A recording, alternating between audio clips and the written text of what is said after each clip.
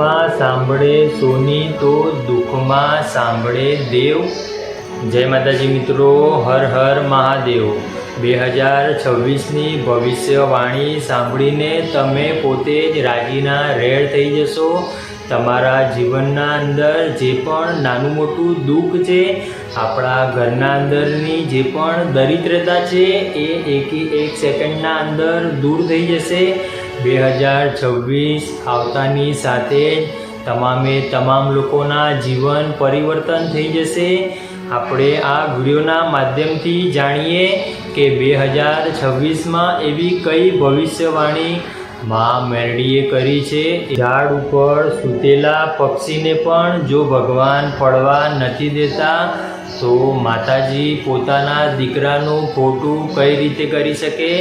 આપણા જીવનના અંદર જો મોટામાં મોટું દુઃખ હોય તો એ ખાલી અને ખાલી લક્ષ્મીનું જ છે। ઘણા લોકોના ઘરના લક્ષ્મીના અંદર સાથે સાથે કેટલાક લોકોને લક્ષ્મીનું દુઃખ નહીં તો સંતાનનું દુઃખ હોય છે। કેટલાક લોકોને અલગ અલગ જાતના દુઃખ હોય જ છે। કોઈ સુખના આંસુ રડે છે તો કોઈ દુઃખના આંસુ રડે છે।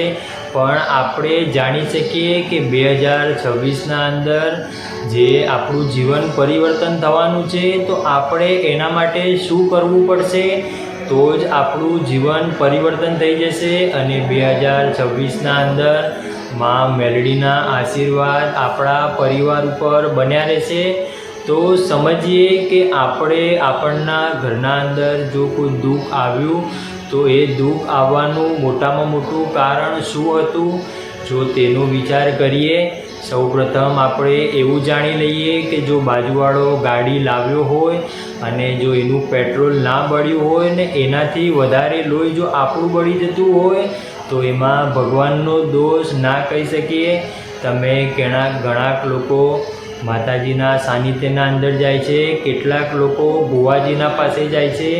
આખરમાં ભુવાજી માતાજી ધૂણીને એક જ વાત વારંવાર કહેતા હોય છે કે જેમ દાડો જશે એમ તમારી કળા ખીલશે। તો મારે તમને એક જાણકારી માટે કહી દેવું છે કે માતાજીએ તો આશીર્વાદ આપી જ દીધા છે। જે દિવસે આપણે ઘોડિયામાં હેંકતા હતા એ જ દિવસે કુળની દેવીએ આપણો હાથ ઝાલી લીધો હતો, પણ હજી સુધી આ વાતને આપણે સ્પષ્ટ રીતે નથી સમજી શકતા। આપણે પોતે દુઃખી થવાનું કારણ હોઈએ છીએ।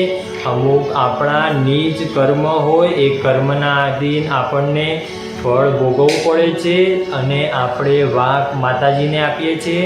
તો આ 2026માં આપણે એક સંકલ્પ કરી લેવો છે કે આજ પછી હું ક્યારે પણ ખોટું નહીં બોલું, આજ પછી પણ હું ક્યારેય ઘરના અંદર કંકાસ કજિયા નહીં કરું, મારા પરિવાર જોડે હળીમળીને રહીશ, હું કોઈ પણ જાતની વ્યસન નહીં કરું।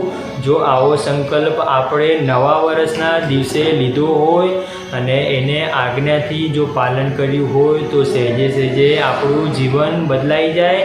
પણ આપણે એના જગ્યાએ ઊંધું જ કરતા હોઈએ છીએ।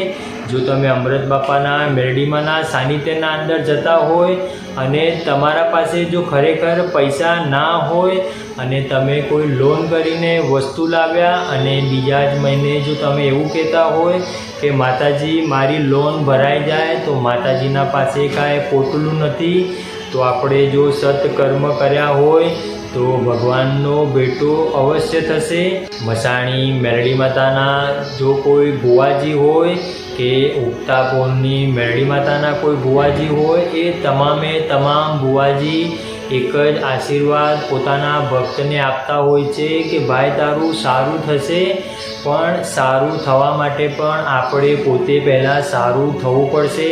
આપણે જો બધી જ રીતે પરફેક્ટ હોઈએ છતાં પણ જો આપણને દુઃખ આવ્યું હોય તો ખાલી એક સેકન્ડ માટે વિચાર કરી શકીએ કે આ દુઃખ આવવાનું કારણ શું હતું। આમાંથી 99% દુઃખ એવા હોય છે કે જે દુઃખ આપણે પોતે ઓર્યા હોય છે। તો આપણે પોતે ઓરેલા દુઃખને આપણે ગમે તેટલા આશીર્વાદ માતાજી પાસે માગીએ તો આપણું ભાગ્ય ના બદલાય આપણું ભાગ્ય બદલવા માટે આપણે પોતે જ સત્કર્મ કરવા પડશે।